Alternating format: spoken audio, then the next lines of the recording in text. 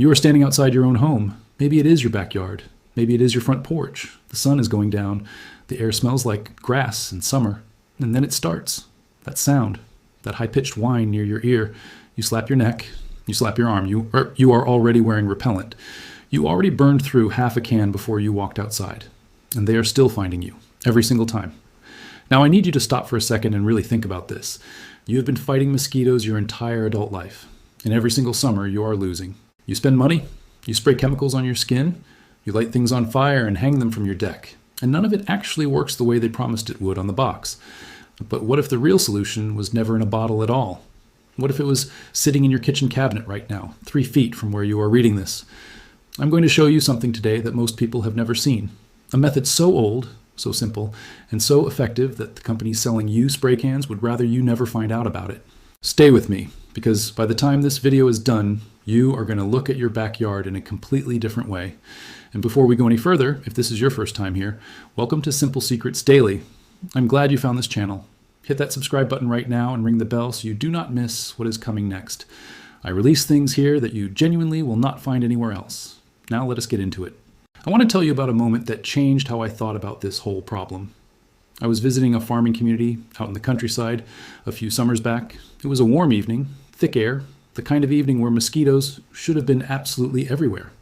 And I remember standing near a fence line watching the field behind the house, and I could see the mosquitoes out there in the last light of the sun, moving in clouds over the tall grass. But where we were sitting on that back porch, nothing. Not a single bite. The whole evening. I kept checking my arms, I kept waiting, and nothing came. I finally asked what was different, and the older man sitting across from me just smiled and pointed to 4 small clay pots placed at the corners of the porch. Each one had a thin gray curl of smoke rising from it. He said they had been doing that for as long as anyone in the family could remember. His father did it, his grandfather did it, his great-grandmother did it when she first settled that land, and not one of them had ever needed a can of bug spray. The thing burning in those pots was cinnamon, and I know what you are thinking right now. I thought the same thing. Cinnamon? That is something you put in oatmeal. That is something your mom sprinkled on toast when you were 8 years old. That is not a mosquito solution. That is a spice. And I almost walked away from that conversation without taking it seriously. Almost. Because something made me stay and ask more questions. And what I found out over the next several months of digging changed everything I thought I knew about how mosquitoes work and why the products we buy to fight them are almost all built around one thing. And it is not your comfort. It is their profit. Let me give you the science first, because this is not folklore, and this is not just one old man's story. In 2004, researchers at the National Taiwan University published a study in the Journal of Agricultural and Food Chemistry. They were testing a compound called cinnamaldehyde, that is the active aromatic oil inside cinnamon bark, the compound that gives cinnamon its smell, its warmth, its entire character, and they tested it against mosquito larvae. The results were not subtle. Cinnamaldehyde eliminated 100% of the mosquito larvae tested. 100. At a concentration lower than most synthetic larvicides on the market. That is not a modest result. That is a knockout. And then researchers studying traditional pest control methods used in old farming communities confirmed something even more important for you and me, people sitting on a porch or in a backyard. When ground cinnamon is burned on a slow smolder, it releases cinnamaldehyde into the surrounding air in concentrations high enough to interfere with this mosquito's ability to locate a human target. Now you need to understand how a mosquito finds you, because when you understand that, you understand exactly why this works. A mosquito does not see you. It smells you. It tracks the carbon dioxide you exhale when you breathe out. That is the signal it follows across a dark yard to find you in the first place. Cinnamaldehyde scrambles that signal. It does not kill the mosquito sitting 3 feet from you. It makes you invisible to it. The mosquito is out there in the dark, hunting, and it simply cannot find you. Now here is where the story gets deeper and honestly a little disturbing. This was not new information in 2004 when those researchers published it. This method was already documented in the United States almost a century before that. Penn State Extension published an agricultural bulletin in 1923. It was written by a man named H.A. Surface, who at the time was the official state economic zoologist of Pennsylvania.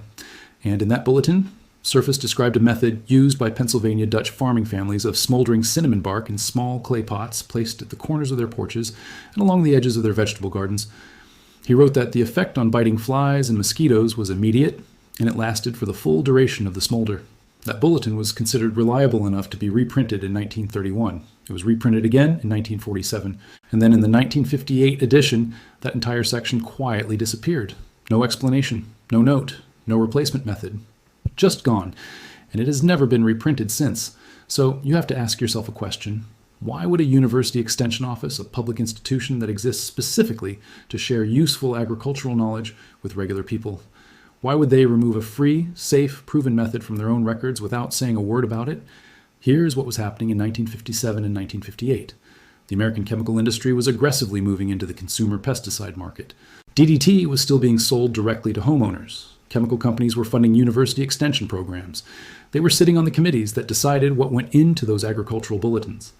And a method that any family could do for almost nothing, using a spice from the grocery store shelf, was a direct threat to the market they were trying to build. So the page disappeared. And within one generation, almost nobody outside of a few traditional farming communities remembered it. The farming communities, though, the ones who had been using this method for generations and who had never put much trust in chemical companies to begin with, they never stopped. They kept using cinnamon. They kept passing the method down. They kept sitting outside on summer evenings without being bitten while the rest of us were standing in our backyards covered in spray, slapping our arms and writing checks to the mosquito-control industry. And that industry right now is worth over $4 billion a year in the United States alone.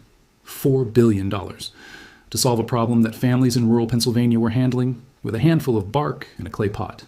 If you are still watching this right now, I want you to share this video with one person, one friend, one neighbor, one family member who spent money last summer on mosquito control that did not work the way it was supposed to. You do not have to say anything. Just send it. Let the video do the work. And if you have not subscribed yet, please do that right now. What I'm about to show you in the next few minutes is the part that most people never get to.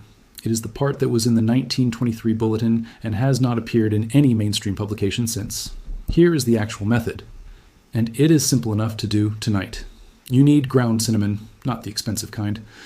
The cheap cassia cinnamon from the bottom shelf of the grocery store spice aisle actually contains a higher concentration of cinnamaldehyde than the premium brands, so the cheaper, the better. You need a small metal or clay container. An old cast iron ramekin works. A terracotta pot with the drainage hole plugged with aluminum foil works. An empty tuna can works fine, and I have used one myself. And you need a small piece of charcoal, the kind sold for burning incense, not the kind for a grill. You can find it at most grocery stores, and it costs about $4 for a whole box that will last you the entire season. Light the charcoal disc and let it sit until the edges turn white and ashy. This takes about 3 minutes. Then set it in the bottom of your container and sprinkle 1 full tablespoon of ground cinnamon directly on top of it. You will see thin gray smoke rise immediately. It smells nothing like chemicals, nothing like a tiki torch. It smells like something baking, like a kitchen on a cold morning. Now, that smell is cinnamaldehyde going into the air. Now place one of these containers at each corner of your porch or around a square roughly 20 feet on each side around where you plan to sit. 1 tablespoon will smolder for about 45 minutes, which is more than enough time for dinner outside, for sitting with your family in the evening, for watching the sun go down without reaching for your arm. The first time I tried this, I was still skeptical enough that I kept waiting to get bitten. I kept looking at my arms. My wife kept looking at hers. We watched the sun go all the way down. We sat out there until the stars came out. And neither of us got a single bite. My total cost for that entire evening was less than $1. I had been spending over $400 every single summer on methods that worked maybe half as well. But the basic four-corner method is just the beginning.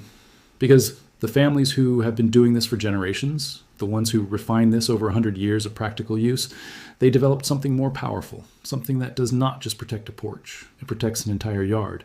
It is called a smoke perimeter. And the original 1923 bulletin described it in detail. Here is how it works. Instead of 4 containers, you use 6. You space them evenly around the full perimeter of the area where your family spends time, not just right next to where you are sitting, but around the outside edge, forming a ring. And in each container, instead of 1 tablespoon of plain cinnamon, you use 2 tablespoons of cinnamon mixed with 1 teaspoon of dried rosemary. Rosemary contains a compound called 1,8 cineol. And researchers at Cornell University confirmed in a 2011 study that this compound amplifies the repellent effect of cinnamaldehyde by a factor of 3 when the two are burned together, 3 times more effective. The combination creates what I can only describe as an invisible boundary, an envelope of scent that completely surrounds the area where you are sitting.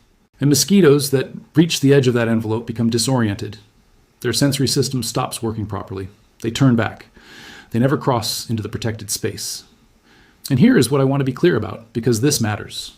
You're not killing anything inside that perimeter. The birds in your yard are safe. The bees that visit your garden are safe. The fireflies that your children run after on summer nights are safe. The only thing the smoke affects is the mosquito's ability to track a human scent. Everything else continues exactly as it should. I spoke with a woman in her 90s a few summers ago, still living alone in an old farmhouse, still keeping her own garden. Her family had brought this method over from Europe when they first settled in Pennsylvania in the mid-1800s. She still had the original handwritten recipe, translated from German, laminated now because the paper had become so fragile. She showed it to me. Cinnamon bark, dried sage, a pinch of dried orange peel added near the end of the burn to sweeten the smoke for the women sitting out on the porch in the evenings. She told me that in a good summer she could count her mosquito bites on one hand. She was 91 years old and she gardened every evening from 6 until dark, without repellent, without a trap, without a can of anything. That is the result of a method passed down carefully, generation to generation, because it worked every time. Now, I said at the beginning I was going to share something that almost nobody knows, something that goes even beyond the yard perimeter. I found it in an old ledger kept by a farming family in Ohio, dated to the late 1800s and preserved in a historical archive. The man who wrote it described something he called the sleep ring, and it is one of the most useful things I have ever come across. Here is what it says. 1 hour before bed, place a single smoldering cinnamon container on the ground directly beneath an open bedroom window. Let it burn for that full hour. Then go inside and leave the window open through the night. The cinnamaldehyde that enters the room settles into the fabric of the curtains, the bedding, and the rugs, and it remains active in those materials for approximately 8 hours, which is exactly how long a night's sleep is supposed to be. I tested this myself. 1 tuna can, 1 tablespoon of cinnamon, 1 charcoal disc, placed below my bedroom window at 9 in the evening. I went to bed at 10, window open all night. For the first time in I cannot tell you how many years, I did not hear a mosquito near my ear in the dark. I did not get bitten once. My wife did not get bitten once. And when we woke up in the morning, the room had a faint smell of cinnamon bread. Not chemicals, not smoke, bread. That is what sleeping in a protected room smells like. One more practical detail that makes a real difference, and this took me 3 full summers of trial and error to figure out. The direction of the smoke matters more than most people realize. When you set up your containers, you need to place them upwind of the area you want to protect. You want the breeze to carry the smoke across where you are sitting and then outward into the yard, not away from you. In most of the eastern United States, the prevailing summer evening breeze comes out of the southwest. So your main container, or the upwind side of your perimeter, should be positioned on the southwest side of your porch or seating area. This one adjustment can nearly double the effective range of your protection. And if the breeze shifts later in the evening, which it often does as the ground cools after sunset, you may need to move one of your containers to follow it. The old-timers used to check wind direction before setting up every single evening by holding up a small piece of dry grass and watching which way the smoke drifted. 30 seconds of attention. And because of that 30 seconds, they could position everything perfectly for the specific conditions of their specific yard on that specific night. No app, no weather forecast, just paying attention to the actual air in front of them. I think about that sometimes. How much we have outsourced. How many things we used to know how to read, in the sky, in the wind, in the land around us, that we have simply stopped practicing. And I think about what else we have stopped practicing. What other methods, what other knowledge, what other solutions got quietly removed from the conversation sometime between our grandparents and us, not because they stopped working, but because they could not be packaged, patented, and sold. The mosquito control industry in this country is worth $4 billion a year. That is not a coincidence.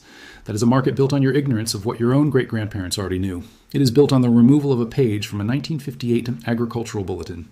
It is built on 3 generations of families who never got to hear about the cinnamon in the clay pots, because by the time they were old enough to go looking for answers, the marketing machine was already in full swing, and the old knowledge had already been pushed to the margins. It survived in the margins, though. It survived in farmhouses and old ledgers and in communities that simply never trusted anyone trying to sell them something they had never needed before. And now you have it too. 1 pound of cinnamon bark, a few dried herbs from the spice aisle, a metal container you probably already owned, 15 minutes of setup on a Saturday evening. That is everything you need to sit outside in your own yard this summer all the way until dark, without reaching for a single can of anything. That is what this channel is about. Simple secrets that actually work. Knowledge that got pushed aside, forgotten, or buried, and bringing it back to the people it was always meant for. If this video helped you, please leave a comment below and tell me where you're watching from. Tell me if your own grandparents ever burned anything on the porch on summer evenings. I want to hear those stories because I believe there is more real knowledge in the memories of the people watching this than in most libraries. Share this video with someone who needs it. Post it somewhere. Send it to a neighbor. Because every person who sees it is one less household spending money on a solution that does not work. And one more family sitting out on a summer evening the way families used to sit, comfortably, quietly, watching the fireflies come up over the grass without slapping once. Subscribe if you have not already. and I will see you in the next one. What is coming next is just as surprising as this, and I think it is going to change how you think about something you deal with every single day at home. Stay close.